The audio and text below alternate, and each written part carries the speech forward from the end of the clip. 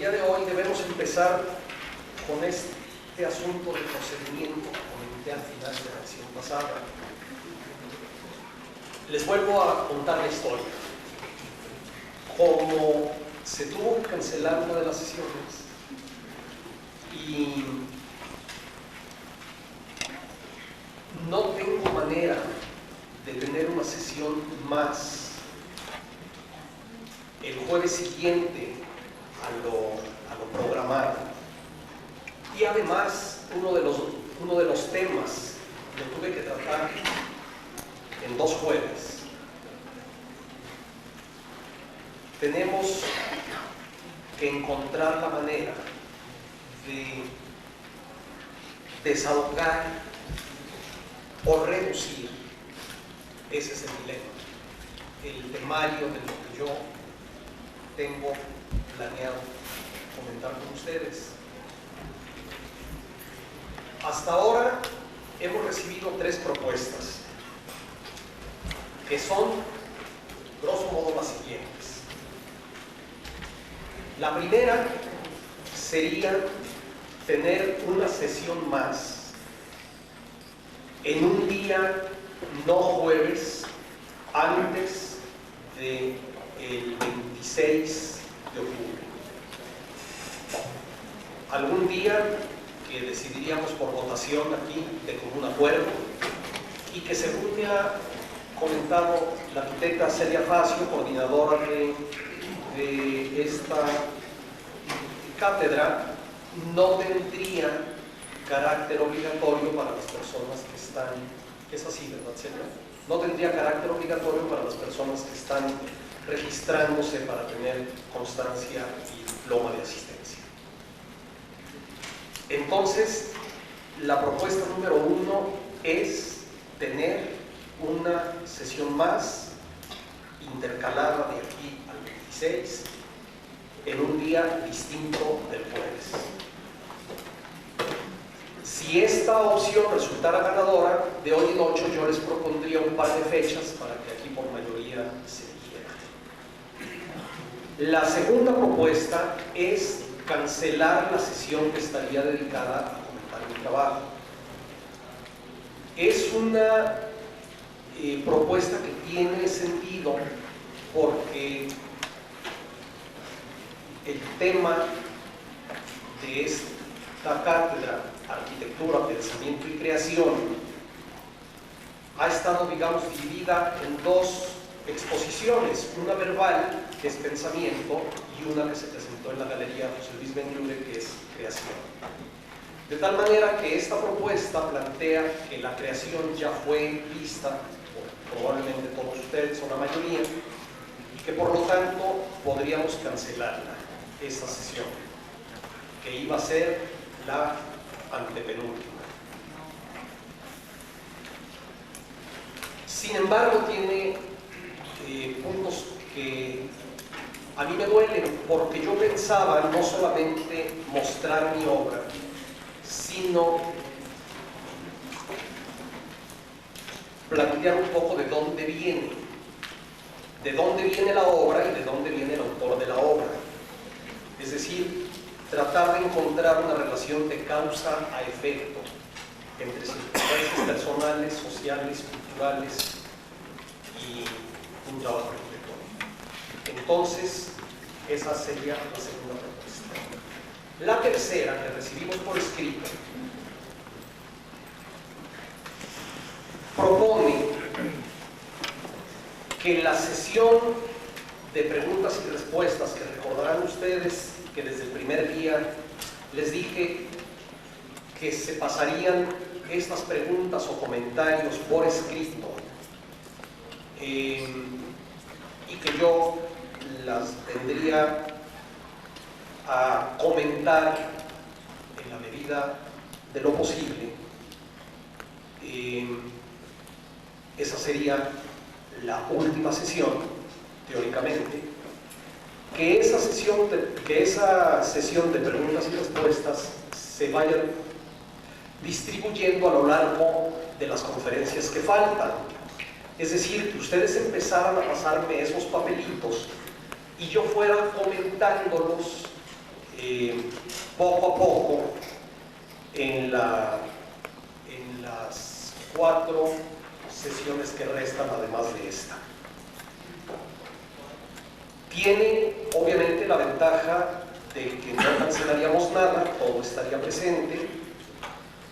Tiene la desventaja de que el tiempo apenas me está alcanzando para lo que hay que exponer y meter respuestas adicionales, o alargaría las sesiones o restringiría el tiempo de exposición.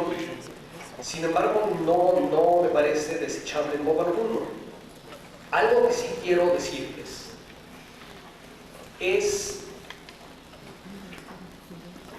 que sea de un modo o sea de otro, las preguntas y respuestas sean concentradas en una sesión o distribuidas,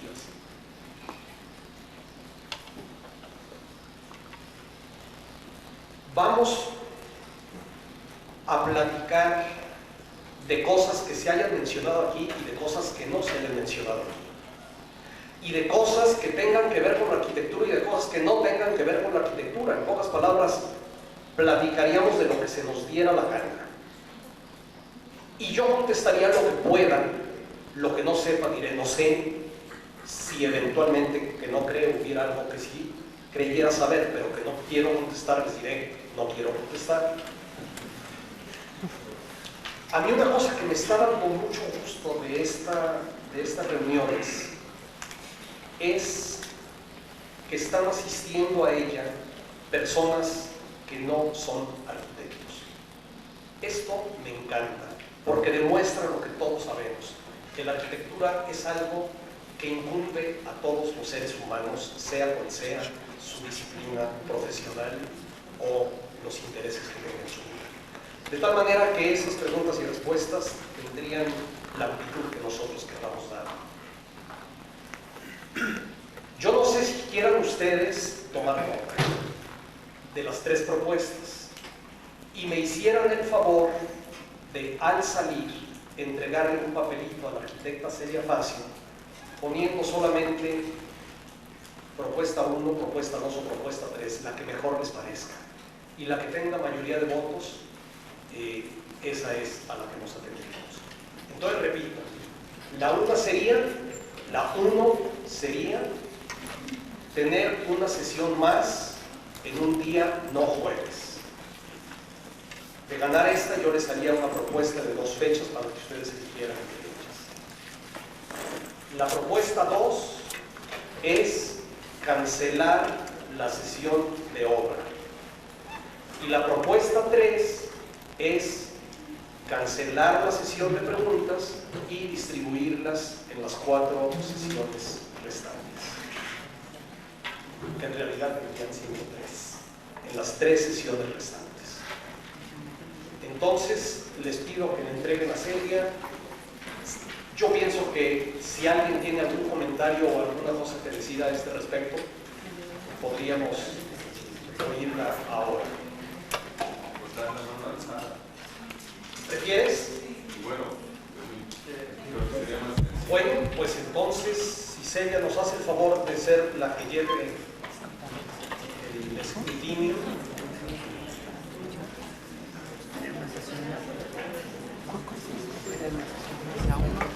¿Les parece bien la idea de votar ahora, mano alzada?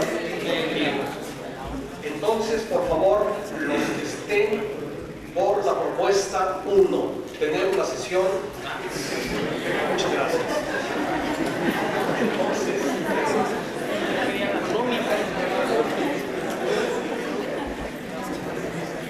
muchísimas gracias. Entonces, la próxima vez les propongo las 2 fechas. Bien. Díganme, por favor, entre lunes, martes y miércoles, ¿qué día? Martes. ¿Martes? Entonces les propondré esto. Que se vote. Que se vote.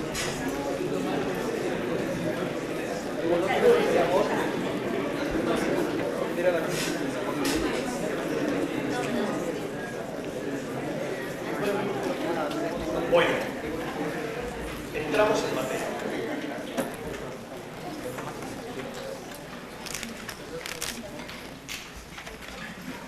quisiera recordar, antes de pasar a lo que siga, que hace 32 años, el lunes pasado, recordamos la matanza de Tlatelolco.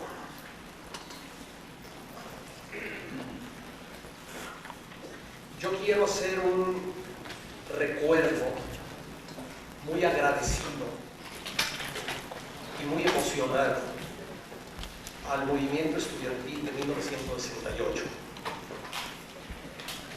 al que tanto debe el México de este momento, al que tanto debemos cada uno de nosotros, aunque a veces lo ignoremos,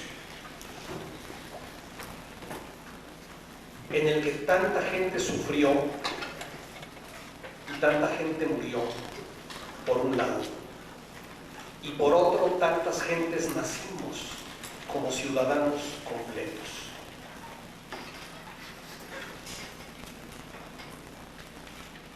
Yo creo que los seres humanos tenemos muchos padres y muchas madres, y tenemos muchos nacimientos.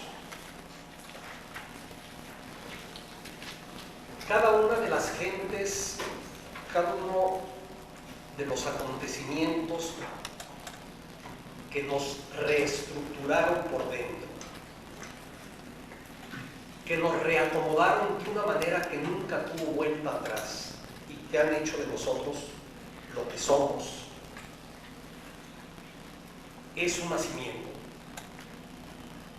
Y que cada una de las personas que fue responsable de estos engendramientos y de estos partos es nuestro padre y nuestra madre.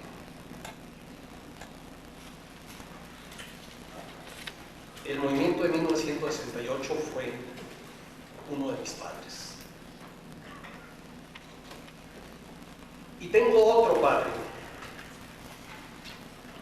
al que seguramente ustedes no han oído nunca mencionar, llamado Juan Víctor Arauz. Juan Víctor Arauz fue una de esas personas, en este caso de Guadalajara, que por sí solos hacen una ciudad. Una de estas gentes sin las cuales una ciudad, una sociedad no es ella misma. Juan Víctor Arauz fue uno de los fotógrafos más notables que ha dado este país. Su serie de fotografías de los huicholes, realizadas hace más de medio siglo, fueron no solamente un documento antropológico y etnográfico insustituible, sino un documento artístico del más alto nivel. Juan Víctor Arauz fue, de hecho, el que introdujo a Matías Geritz a la vida de este país. Juntos, Geritz y él hicieron una gesta cultural verdaderamente increíble por su calidad, por su pasión y por su cantidad en la Guadalajara de 1949, 50 y 51. Cuando yo era, debo decir algo, don Víctor Arauz era amigo de toda la gente que ustedes puedan imaginar. Todos los artistas, todos los intelectuales y todos los arquitectos de valía de este país eran realmente sus amigos.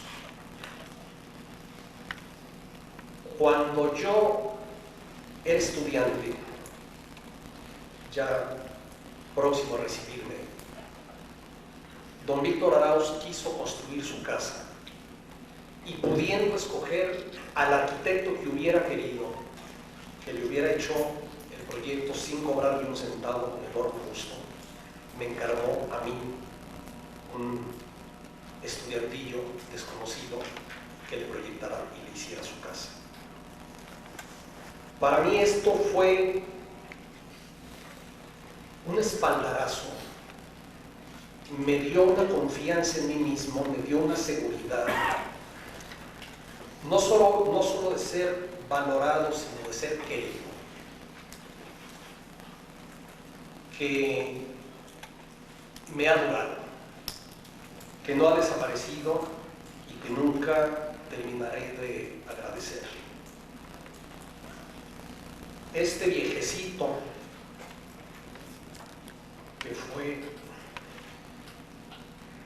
fue uno de los personajes centrales de mi vida, murió hace media hora.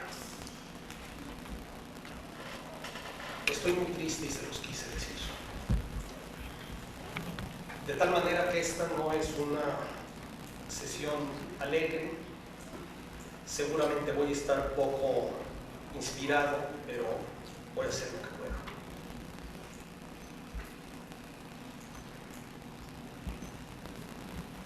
Como siempre, voy a hacer un par de apostillas acerca de lo que comenté la vez pasada.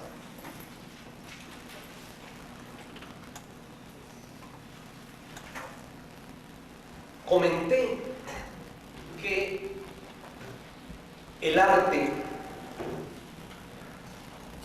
se vale de las técnicas,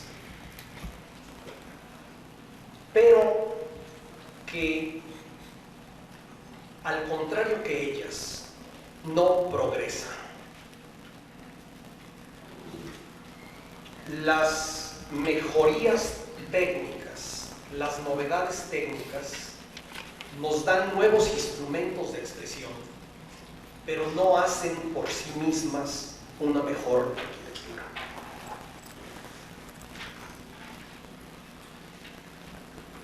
Por lo tanto, les dije, al igual que la naturaleza, el arte y por lo tanto la arquitectura evoluciona, pero no progresa. Por lo tanto, la noción de vanguardia no tiene nada que ver con el arte. La vanguardia es una noción que se aplica a ciertas ciencias y a las tecnologías. No existe arte de vanguardia. Vanguardia significa lo que va a la cabeza, lo que abre un movimiento, lo que está por delante de. Y realmente, como les dije la vez pasada, las pirámides de Egipto siguen estando a la cabeza, las pinturas rupestres de Lascaux y de Altamira siguen estando a la cabeza, etcétera, etcétera. Habrá arte que utilice técnicas de vanguardia, pero no existe arquitectura ni arte alguna de vanguardia. Esto lo quise decir. Y hablando de tecnologías de vanguardia y del énfasis que en varias ocasiones he hecho en la inteligencia como algo distinto de la razón, quisiera aprovechar la coyuntura para decir lo grotesco que me parece que se hable de edificios inteligentes. Que se llame inteligentes a edificios que no son más que programados. Justamente lo programado es lo contrario de lo inteligente. La gente programada es lo contrario de la gente inteligente. La cualidad número uno de la inteligencia es la libertad.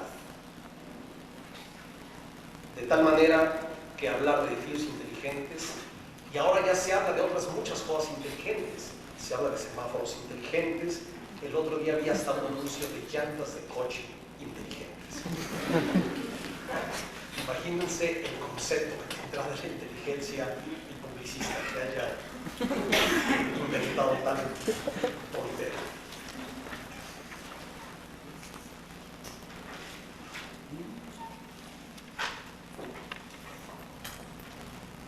La cultura tampoco tiene nada que ver con la geopolítica. Así como mencionaba nuestra manía de clasificar modificar y de inventar fronteras en donde no las hay entre las distintas manifestaciones culturales. También las fronteras políticas son totalmente falsas, totalmente artificiales, totalmente ficticias. La historia de los países es la historia de las dominaciones. No tienen nada que ver con la realidad interna de los grupos humanos ni de las culturas. Hace muchísimos años, 35 o no sé cuántos, compré en París un libro que se llamaba Las 20 Américas Latinas. Justamente era un análisis muy inteligente acerca de las diferencias, de cómo cada país, dentro de las similitudes generales, tenía diferencias muy grandes. En sentido contrario, Carlos Monsiváis publicó recientemente un libro que no debe perderse, que se llama Aires de Familia, en donde con una lucidez característica y tradicional en él, va rastreando estos puntos de contacto dentro de las diferencias de las que hablaba el primer libro que les cuento. Pero también dentro de los países hay múltiples culturas. Tiene muchísimo más que ver un guatemalteco con un chiapaneco que un chiapaneco con un sonorense, por ejemplo. De tal manera que hablar de identidades nacionales es algo extremadamente artificial. Además de que cuando realmente hay puntos de encuentro entre dos culturas, existen zonas intermedias, zonas de mezcla, de este mestizaje en el que, como ya les he dicho, tanto creo, en donde se producen fenómenos del más grande interés. Por ejemplo, el fenómeno cultural chicano, simultáneamente novedosísimo y donde, por lo contrario, se están preservando ciertas costumbres mexicanas que en el resto del país se están perdiendo. Esto es muy común, por cierto, entre los grupos emigrados alemanes en Brasil, por ejemplo. Se conservan dialectos que ya desaparecieron en Alemania, danzas que ya desaparecieron en Alemania, recetas culinarias. Es muy común que estos grupos emigrados preserven cosas que en el lugar en donde están menos aislados van transformándose. Yo, de hecho, dudo siempre que escucho hablar de culturas nacionales, cuando por nación se entiende país.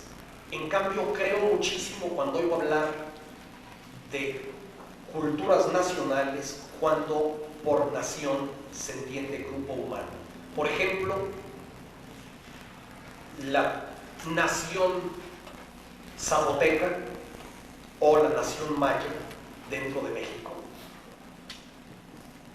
tienen formas que han venido evolucionando en contacto con el resto del país, pero preservando esas singularidades que mencionaba hace 8 días, crean lo que se puede llamar una personalidad propia, una identidad propia y diferenciada. De hecho, el caso de los indígenas, el caso de las culturas indígenas de México y de toda América Latina, es algo muy complicado, muy difícil de saber por dónde agarrar. Desde luego, las cosas no por el hecho de existir son dignas de ser preservadas. De tal manera que pretender que las culturas indígenas se manifiesten a través de los usos y costumbres es un arma que tiene más un filo negativo que un filo positivo desde mi punto de vista. Dentro de esos usos y costumbres habrá algunos dignos de respeto y de ser reforzados, pero hay muchísimos que deben ser superados. Si en México estuviéramos respetando los usos y costumbres, el pasado 2 de julio hubiera habido un nuevo fraude del PRI. Ese era un uso y costumbre de este país por 71 años. De tal manera que los usos y costumbres no son buenos por el solo hecho de existir. Pero realmente es un problema muy inasible. Por ejemplo, a todo mundo le parece normal que en Barcelona llegue el gerente de un banco a su oficina y hable con su secretaria en catalán. Y aquí nos resultaría impensable el que en Oaxaca llegara el gerente del banco a su oficina y hablara con su secretaria en zapoteco. En este país, ser indígena es como una cárcel de la cual se escapan en cuanto tienen oportunidad. Fernando Benítez hacía notar que Benito Juárez, un paradigma del indígena que logra vencer su marginación y salir adelante, desde que aprendió a hablar español a los 10 o 12 años, no me acuerdo, no volvió nunca en su vida a pronunciar una palabra en su lengua materna. Y no se quitó el frac ni en el desierto de Chihuahua a 42 grados centígrados. Es decir, la reivindicación del orgullo de ser indígena tiene que pasar por salir de la marginación.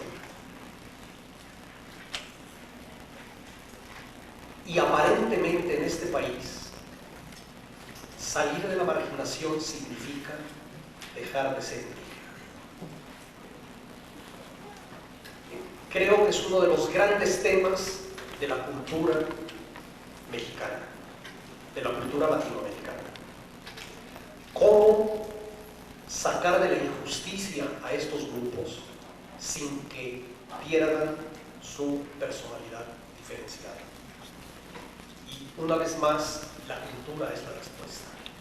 De hecho, la cultura es lo único que posibilitará que México evolucione y cambie y siga siendo México.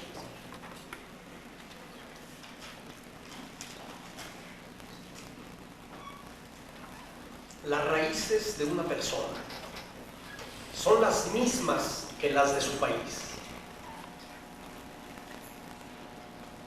Yo pienso que solo parcialmente, porque todos hemos vivido nuestros microcosmos personales, el microcosmos familiar, el microcosmos del barrio, el microcosmos de la escuela, que nos van modelando de una manera más temprana y probablemente más determinante que el macrocosmos nacional. Y luego viene la sensibilidad de cada quien. Realmente, la mayoría de ustedes son gente joven. Y cuando van a bailar los sábados en la noche o los viernes, bailan exactamente lo mismo que baila una gente de su edad en Singapur. Y cuando oyen en el radio, lo mismo. Y tienen muchísimos puntos de contacto con gente de su edad de otros lugares. Pero al mismo tiempo, tienen una sensibilidad que se ha respirado desde la cuna, a través de vivir una cultura popular, de oír ciertas canciones, de ver ciertas fiestas, de comer ciertas cosas, de vivir en un mundo que, a pesar de su reducción por los medios de comunicación, sigue siendo bastante ancho. De tal manera que la subsistencia de las diferencias regionales en el terreno de la cultura, para mí es algo que nunca va a terminar.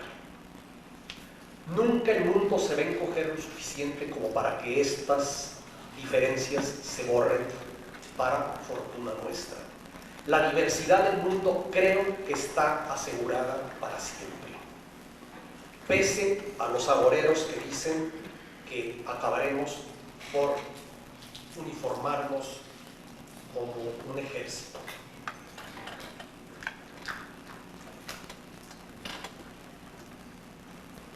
La verdadera arquitectura debe, como todo autorretrato del que hablé la vez pasada, debe reflejar estas diferencias.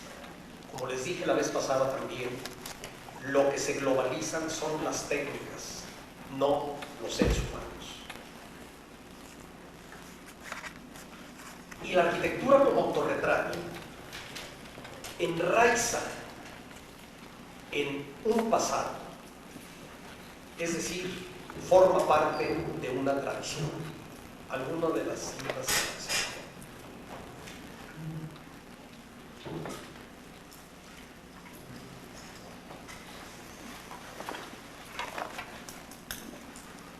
Lo que pasa es que estamos viviendo no una cultura, sino una vida laica. Cada vez hay menos gente que se comprometa con su cultura, con la historia, consigo misma. Cada vez hay menos gente que crea que hacer una vida trascendente para uno mismo y para los demás tiene sentido.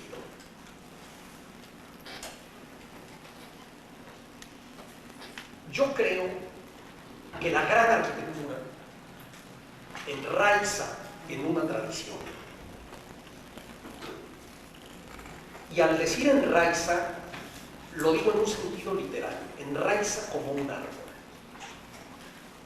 Lo curioso es que un árbol, entre más honda tiene las raíces, más fuerte es para crecer hacia arriba, para desarrollarse en nuevos vientos, en nuevos tiempos, recibir toda clase de animales en sus ramas y de vegetales y moverse con los vientos de aquí para allá y dar flores y dar frutos.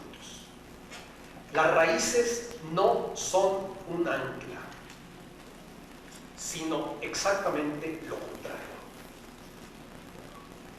Son lo que posibilita un movimiento seguro, un movimiento con dirección, un movimiento sólido, no a la deriva. Un movimiento que desde luego no sabemos a dónde nos va a llevar,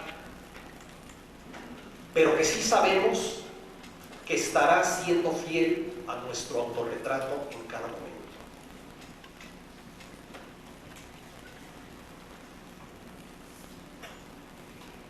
Vuelvo a decir, creo que la gran arquitectura siempre forma parte de una tradición. Pero también pienso que pocas palabras han sido más mal entendidas, más distorsionadas que tradición. ¿Qué diablos es eso de tradición? Miren ustedes. En el remoto pasado, un grupo humano dio el primer paso. Y la generación siguiente dio el segundo, y luego el tercero y el cuarto, etc. Y el día de hoy estamos, por decir algo, en el paso número 100. Se acabó.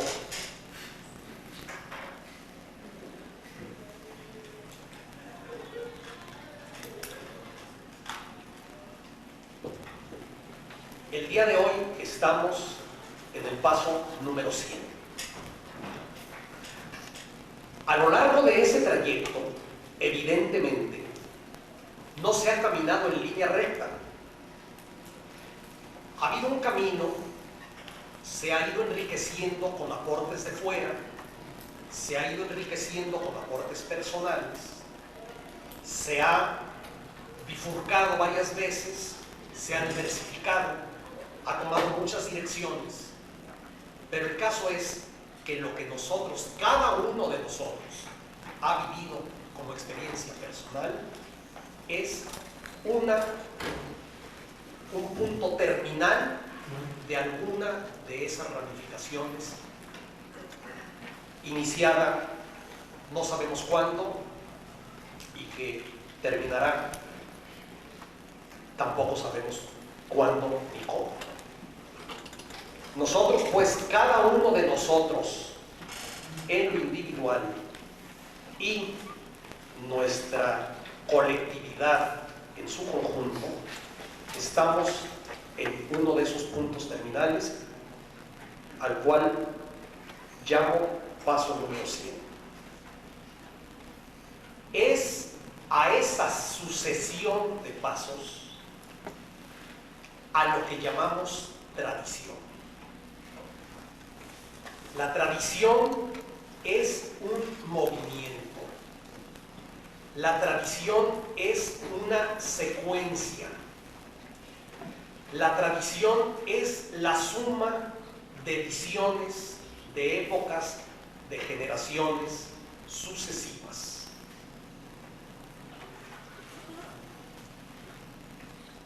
Y además, cada uno de esos momentos, cada uno de esos pasos previos a aquel en el que estamos, fue la modernidad de su momento. De tal manera que la tradición es una suma de modernidades. La modernidad, nuestra modernidad, no es la ruptura con la tradición, sino al contrario, es la prolongación de la tradición, es el resultado de la tradición. La única manera de insertarnos nosotros en la tradición es incorporándonos a ese movimiento, partir del paso número 100 que se dio ayer y dar nosotros el paso número 101.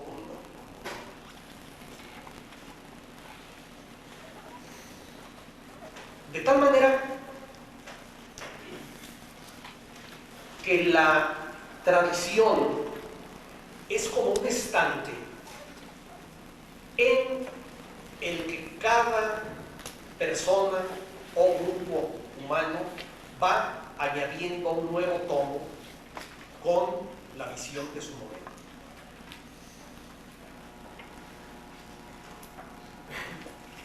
Visto así, no hay dos palabras que sean tan incompatibles como tradición y repetición.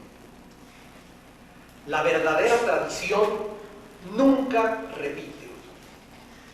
La verdadera tradición es siempre una propuesta que no nace de cualquier parte, nace del paso de ayer. Sí hay una relación de continuidad, pero una relación de continuidad que puede ser para allá, para acá, para arriba, para abajo. Octavio Paz hablaba de la tradición de la ruptura, es decir, nuestra tradición es romper, renovar. En cambio, generalmente tradición se entiende en el sentido opuesto. Cuando alguien quiere, entre comillas, ser tradicional, ser una arquitectura tradicional, va a aquel librero y saca el tomo número 27 o el tomo número 42, repite formas, resucita cadáveres, cadáveres vivos, porque en la tradición todos los pasos están vivos en nosotros. Pero en el momento en que se les pretende reproducir, se mueren. En ese momento dejan de ser algo vivo, dejan de ser algo que engendra cosas nuevas para convertirse en un cadáver podrido. Reproducen aquel cadáver y dicen, esta es la tradición. En realidad están violando, pervirtiendo la verdadera tradición. Algunas corrientes del posmodernismo, por ejemplo, buscaban, comillas, referencias históricas. Es decir, iban a exhumar en el panteón aquel y reproducían un pedazo de la arquitectura de no sé dónde y otro de otra más, hacían unos pastiches y según ellos eso eran referencias históricas. Es decir, estaban inventándose un pasado, inventándose un retrato. Solo los que no tienen padres inventan a sus padres. Los que tienen padres no necesitan buscarlos, están en nosotros, en una forma espontánea, automática. Buscar referencias históricas es, como concepto, aberrante. Estas son cosas que brotan, que no se buscan.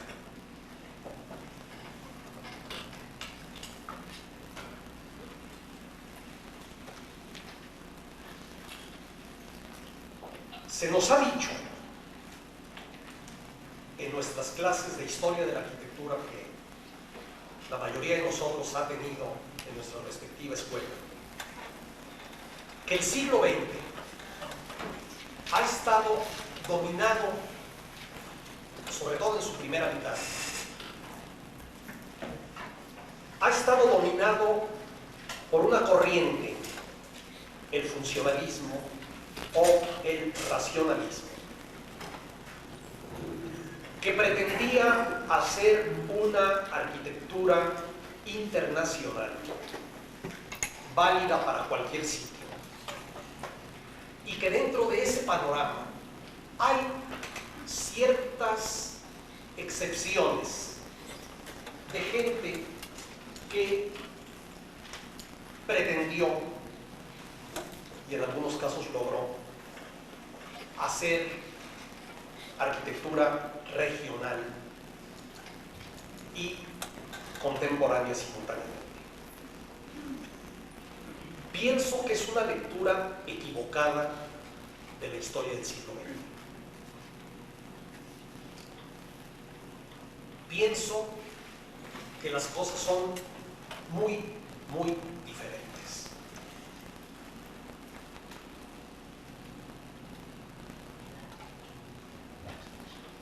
En el siglo XX hay dos epopeyas relacionadas con materiales. La epopeya del acero, que tiene orígenes muy remotos, ya en la Basílica de Santa Sofía hay estructuras de acero, y en muchas catedrales góticas las hay también. Pero que fue desarrollada ya en nuestro siglo por Burton en Inglaterra, por Eiffel en París, por las exposiciones universales. Realmente las exposiciones universales fueron en un momento un verdadero motor para la arquitectura de fierro. Algunas de sus realizaciones siguen siendo obras maestras conmovedorísimas. y con unos enfoques, porque era simultáneamente el fierro y el acero, con unos enfoques de una inocencia que a mí me parecen muy conmovedores. Por ejemplo, cuando se hizo el Palacio de Cristal en Londres, tenían el problema de que se metían los gorriones y ensuciaban las exposiciones y les caían encima las cositas a la gente. Y la solución para el problema de los gorriones fue soltar dentro del Palacio de Cristal gavilanes. Me parece realmente una cosa maravillosa, la fe en la naturaleza. Y luego toda una serie de grandes creadores. Behrens en Alemania, Otto Wagner y Loos en Austria, Ou en Holanda, Horta y Van de Velde en Bélgica, Sullivan en Estados Unidos. Realmente los menciono porque quiero llegar a algo. No crean que es una lista enfadosa y gratuita. Y la epopeya del concreto. Enevic, los hermanos Perret, Freycinet, etc. Y los personajes. Fíjense ustedes. Gropius, el gran despertador de los espíritus, sus dogmas, su creencia escolástica en la división tajante de funciones, circular, trabajar, estudiar, cultivar el cuerpo, habitar, sus recetas, la arcilla humana, el modulor, su fe en la modernidad como una situación superior a todas las demás. Tuvo mucha suerte Le Corbusier en que algunos de sus proyectos más ambiciosos fracasaran. Tuvimos mucha suerte nosotros. Si hubieran tenido éxito, lo recordaríamos más como un destructor que como un constructor. El haber llegado a proponer arrasar zonas enormes del centro de París o de Barcelona para levantar en su lugar ciudades de enorme mérito, pero de cualquier manera estaba el resto del mundo para levantarlas. Realmente esa ceguera sin pasar, esa voluntad de reducir lo diverso a unas cuantas recetas de aplicación fácil. Recetas que por otro lado, y aquí está su grandeza, él se encargaba de contradecir a cada paso. Sus errores políticos, que a mí me duelen muchísimo. La imagen de Le Corbusier haciendo antesalas de días o semanas enteros para ser recibido con los ministros del régimen de Vichy que colaboraba con los invasores nazis en Francia. Me parece de una abyección, me parece de una tristeza. Pero Le Corbusier de cualquier manera pues encarna esa imagen ideal, esa imagen heroica del arquitecto que todo lo sabe, que domina todas las artes, que domina todas las tecnologías, las ciencias, que conoce todos los problemas de la humanidad y todo lo resuelve, que pretende transformar cada aspecto de la existencia de la humanidad con un delirio de omnipotencia que no deja de tener muchísimo de ingenuidad. Realmente esta idea del superhombre, muy fascista por otra parte, se contrapone de una manera frontal a una de las frases que más me gustan de Alfonso Reyes, que decía: todos lo sabemos entre todos. Es decir, la idea de que la sabiduría reside en todos nosotros, de que yo sé un cachito de algo, y tú otro cachito, y tú otro, y otro, y otro, y entre todos sabemos todo, en contraposición con la idea de aquel que domina el panorama de una manera total. Pero este señor Le Corbusier, con todas estas cosas radicales, también buscó afanosamente el espíritu de los sitios. Sus proyectos, aquellos de los estudios para artistas, o las casas que construyó en Sudamérica, en Uruguay, o Chandigarh mismo. Hay realmente un esfuerzo muy serio por hacer una arquitectura adecuada al ser humano concreto con su cultura, con sus circunstancias. Desde luego tenemos que combatir siempre esta razón sin alma que postulaba Le Corbusier en ciertos momentos. Tenemos que combatir siempre en cada momento el espíritu totalitario. Tenemos que combatir estos postulados, incluso estéticos, que niegan la libertad y niegan la inteligencia. No debemos aceptar servidumbres de ningún tipo.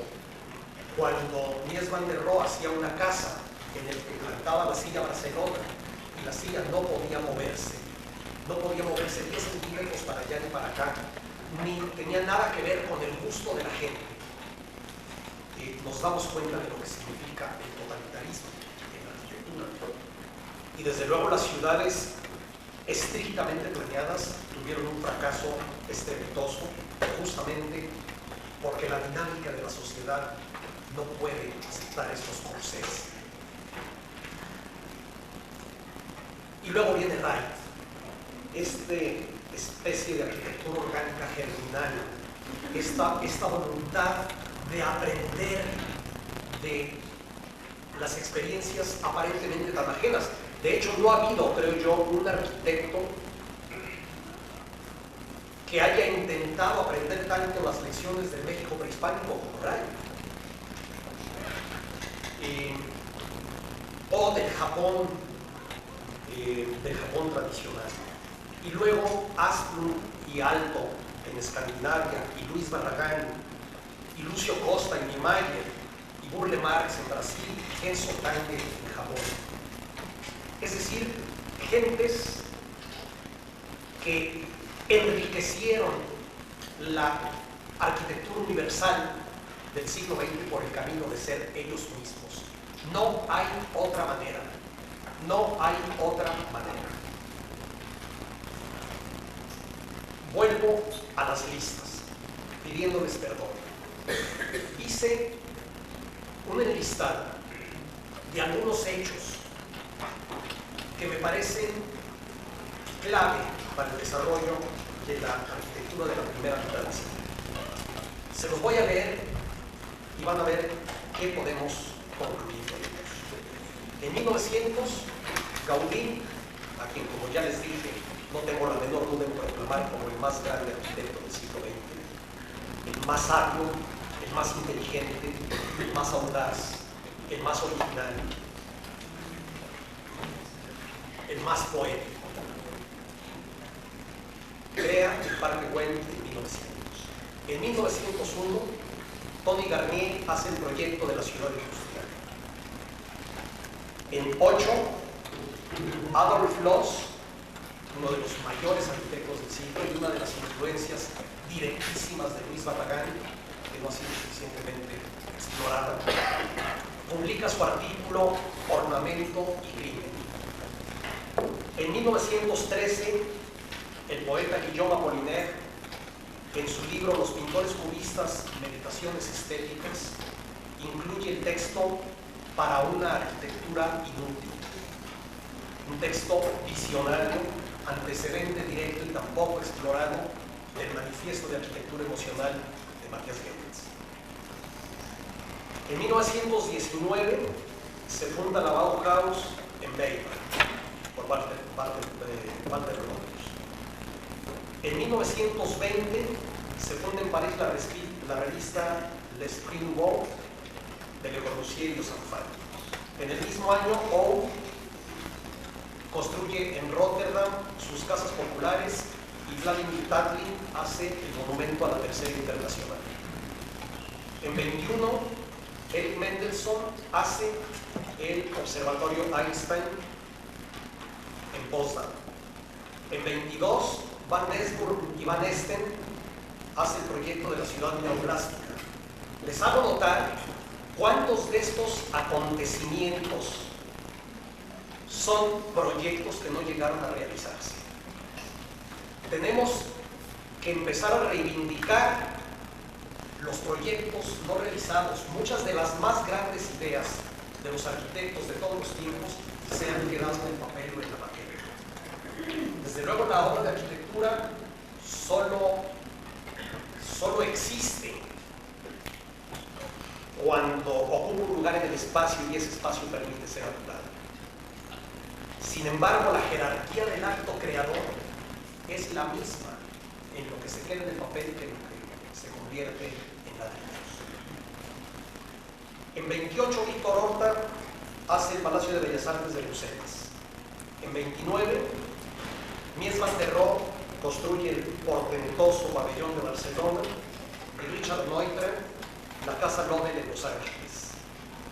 En 31, Barragán hace la Casa González Luna en Guadalajara y varios autores en el Centro Rockefeller de Nueva York. Ese mismo año, 31, tiene lugar el concurso internacional para el Palacio de los Soviets, en el que, por cierto, Le Corbusier presenta uno de sus proyectos más geniales y que significa el final de la arquitectura moderna en la Unión Soviética. Por todo el resto del siglo XX. En 1936, Wright hace la Casa de la Cascada. En 37, Niemeyer, Costa, Moreira y Reilly hacen el Ministerio de Educación del Río. En 38, Nervi, los hangares militares en Orpitelo. En 39, se acabó. En 39, Alvara Aalto construye el pabellón finlandés en la Feria de Nueva York. En 41, Gideon publica su libro Espacio, Tiempo y Arquitectura, y en 49, Enzo Tange inicia el Museo Memorial de la Paz en Hiroshima. ¿Por qué les leo todas estas cosas? Porque detrás de cada una de estas acciones se puede leer toda una historia colectiva y personal. Se puede leer una situación cultural, una situación social y política, una situación tecnológica y económica, unos materiales disponibles, una situación pues que retrata de pies a cabeza todo lo que la arquitectura tenía alrededor. Si son grandes, si son actos grandiosos, es justamente porque resumen todo esto en acciones magistrales. Magistrales en el doble sentido de la palabra. Primero, en que están hechas con maestría. Y segundo, en que con ellas sus autores ejercieron un magisterio. Nos enseñaron a todos. Ese es el milagro del genio. Ustedes recordarán que yo puse esta cátedra bajo el auspicio de John Ruskin, este profeta que murió hace 100 años. Él escribió: las grandes naciones escriben sus autobiografías en 3 manuscritos: el libro de sus hechos, el libro de sus palabras y el libro de su arte. No se puede entender ninguno de estos libros sin leer los otros 2, pero de los 3, el único fidedigno es el último. Ningún libro dice más la verdad que el libro del arte. El libro de las palabras y el libro de los hechos les da contexto al último, pero este es el que debemos creer. Y todos estos creadores que he mencionado demuestran que eso es verdad. En cambio, ¿qué se puede leer? ¿Cómo se llama el hotel ese que está en el Paseo de la Reforma? ¿Cómo se llama? Ya sabemos, no. el que está donde se inicia la zona urbana del Paseo de la Reforma después de Chapultepec.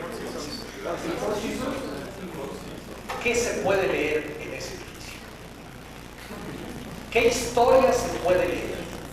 ¿Qué biografía se puede leer? ¿Qué autorretrato han hecho los autores? ¿Qué se puede leer en la iglesia que está enfrente de Jesús? ¿Qué historia hay allí? ¿Qué se puede leer en el 99% de los edificios que vemos a nuestro alrededor? Una historia de vulgaridades, de autotraiciones, de apropiación acrítica de modas ajenas. En pocas palabras, no se puede leer nada salvable. Se pueden leer muchos horrores, pero no hay nada rescatable en ellos. Todos estos creadores que he mencionado eran profundamente locales. Su obra tenía relaciones directísimas con lo que hacían las demás artes en su lugar, en su momento. No se puede pensar en una obra más local que los primeros proyectos de rascacielos de Mies van der Rohe. No es separable de la situación cultural, social, tecnológica, económica del Berlín de ese momento. Todos expresaron esa situación con genio, por eso hablando de cosas universales. Desde mi punto de vista, ser creador, verdadero creador, y no ser local, es una imposibilidad. Miren ustedes,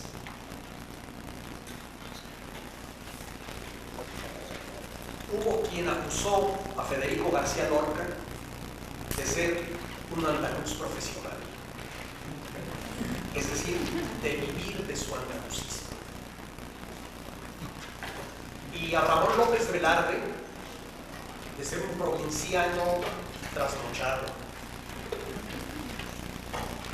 Y no hay poeta español del siglo XX más traducido y que interese más al mundo entero que García Lorca. Y López Velarde era el único poeta mexicano que Jorge Luis Borges recitaba de memoria. Y vean ustedes lo que sucede en nuestro siglo con la menos retórica de las artes, que es la música. Vean ustedes los músicos rusos y los músicos españoles y los músicos mexicanos y los músicos brasileños, y verán cómo fueron capaces de esto que mencionaba, de tomar una tradición, prolongarla y lograr que una cultura entera evolucionara sin renegar de sí misma.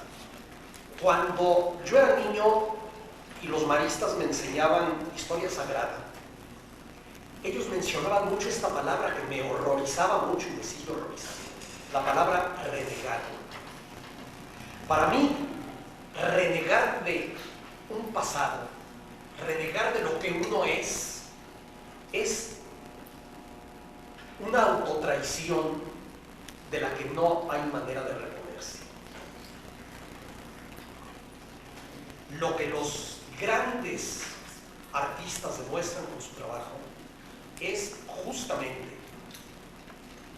que entre más local se es, más se enriquece al mundo.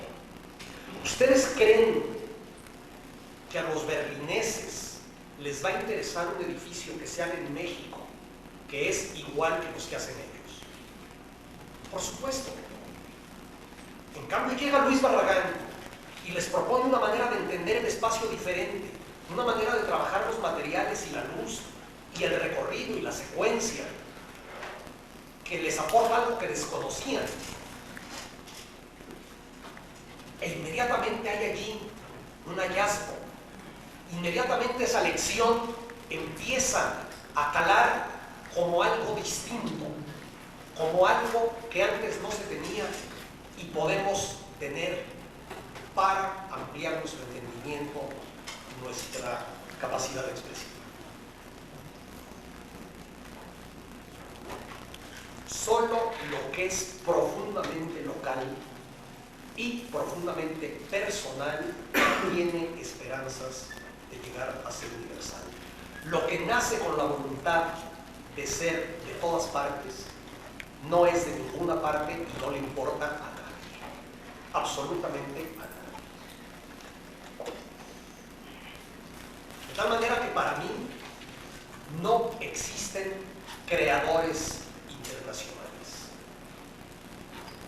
Lo que sí existen multitudinariamente es imitadores internacionales. Eso por todas partes. Imitadores extralógicos. Y yo creo extralógicos e inauténticos, por supuesto. Y yo creo que aquí podríamos hacer una distinción entre lo que es un discípulo y lo que es un imitador.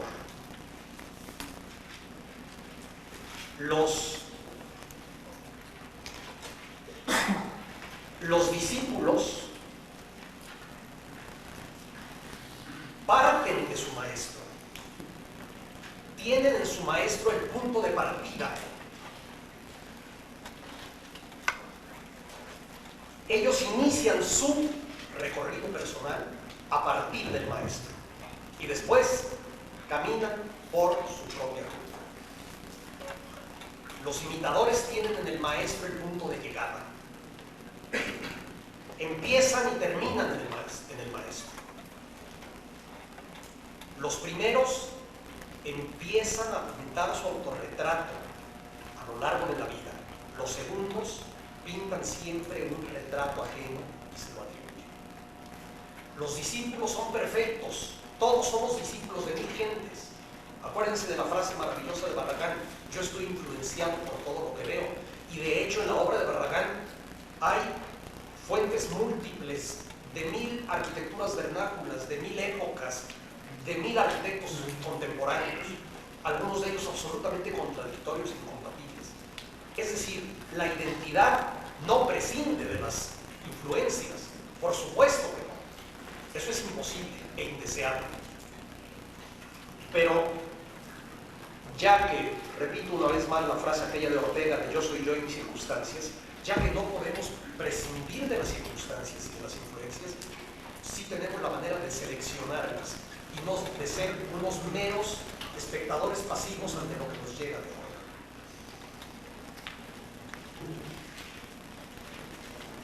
Entonces,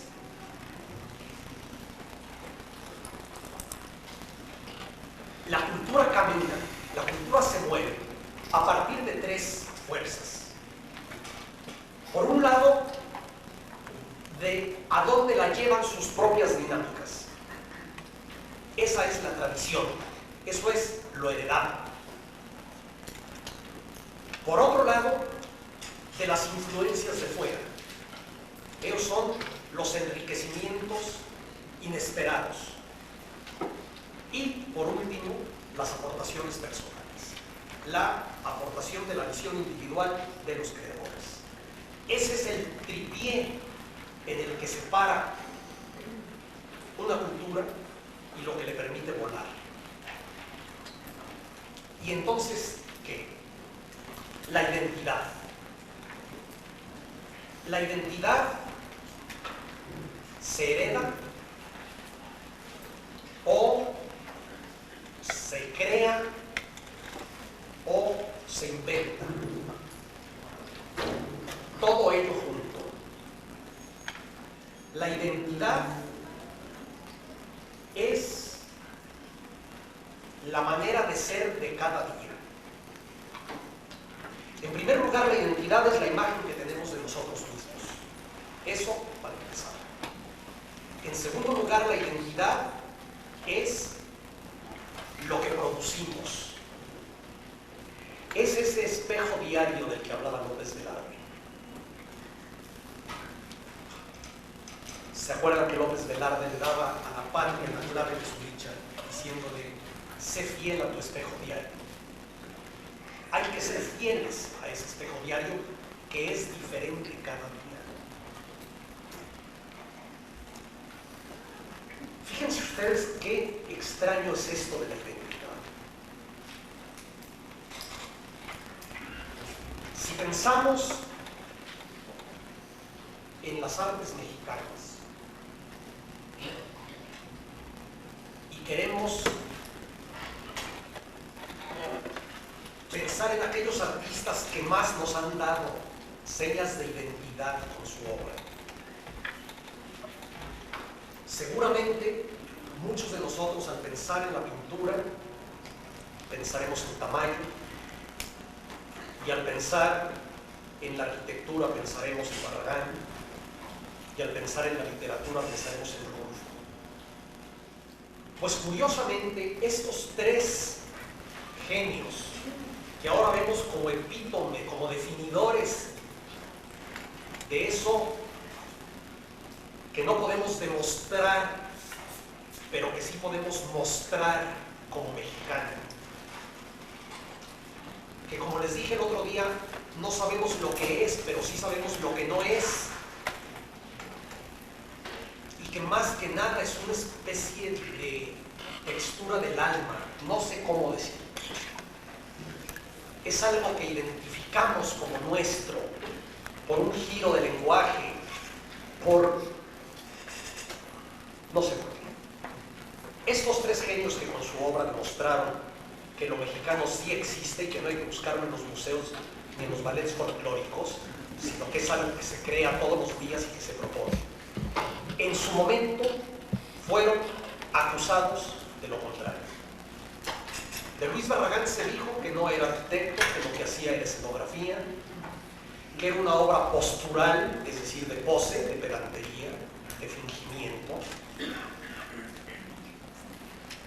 De Juan Rulfo se dijo que fusilaba los métodos de William Faulkner, que estaba copiando un libro de Truman Capote que se llama Otras voces, otros ámbitos.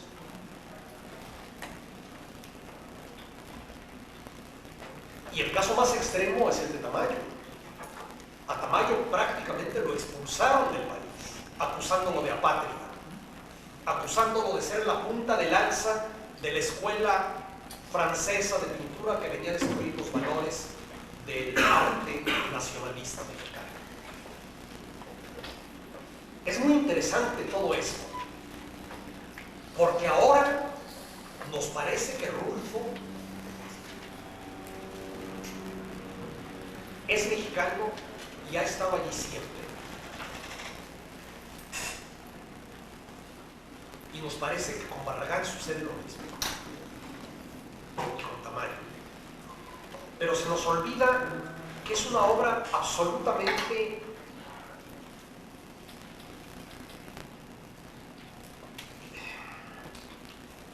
se nos olvida que antes no existía, que no es una obra derivada, sino una obra iniciática.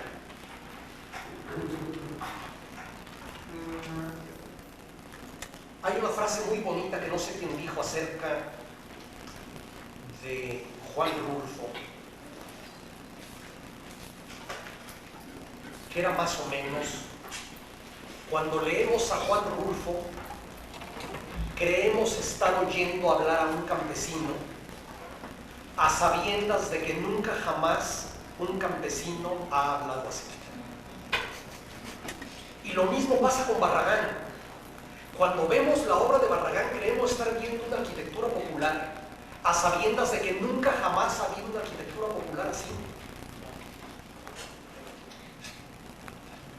Y en el caso de Tamayo, realmente hay una especie de labor de hacer visible. ¿Se acuerdan de aquella frase preciosa de Paul Klee que decía: el arte no reproduce lo visible, el arte hace visible. El logro de Tamayo se hizo visible. ¿Se hizo visible qué? Se hizo visible cada uno de nosotros.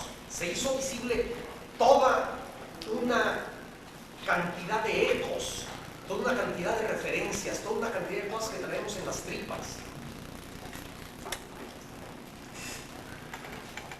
Y con mayor o menor reticencia, poco a poco fuimos aceptando que ese retrato nuestro que nos proponían estos creadores, y José Clemente Orozco, y don Manuel Álvarez Bravo, y todos los grandes, y Guadalupe Posada, todos los grandes creadores de la cultura y del arte mexicano, fuimos aceptando que ese retrato nuestro, que ese espejo que nos ponían enfrente, sí éramos nosotros, de que sí era cierto que eso somos. Al principio no lo veíamos así.